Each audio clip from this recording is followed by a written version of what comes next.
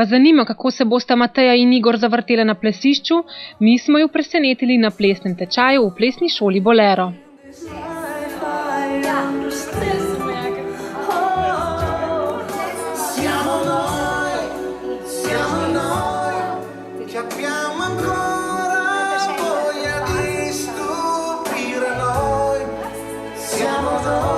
Torej, mladoporočenci si sami odločijo, kater ples bo njihov prvi otvoritveni ples, torej tisti ples, ki je časten samo za njiju in ogreje pravzaprav vso publiko.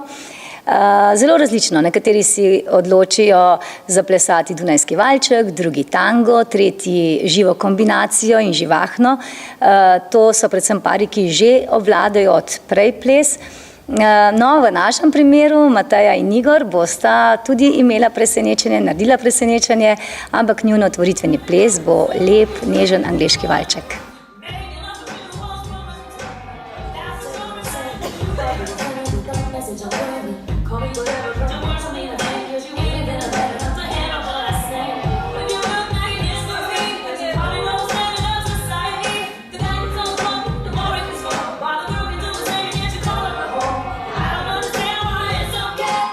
Kako jima gre na plesnih vajah? Sta talentirana? Ja, moram priznati, da je Igor prišel malček zadržan, tako sem ga saj jaz dojela, ko sem ga videla. Tudi Mateja si mislim, da ni predstavljala, da ima tako dobrega soplesalca, kot se je kasneje izkazalo, in kot par delujeta lepo, skladno.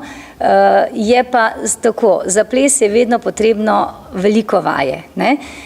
Poročni tečaj je pa ponavadi tečaj, kjer se ljudje bolj zadnji hip odločajo za ples, ampak v tem našem primeru imamo za vajo dovolj časa in sem prepričana, da bosta super. Največ preglavic povzroča morda hitrost pri danih plesih, zakaj boste seveda videli na poroki, kar je pa tudi čisto normalno. Če nekdo ni splesan, kot mi temu rečemo, potem je to jasna posledica in zato se tudi odločamo, da naredimo enostavne plesne korake za ta otvoritveni ples, tako da se par pokaže v največji in najlepši luči.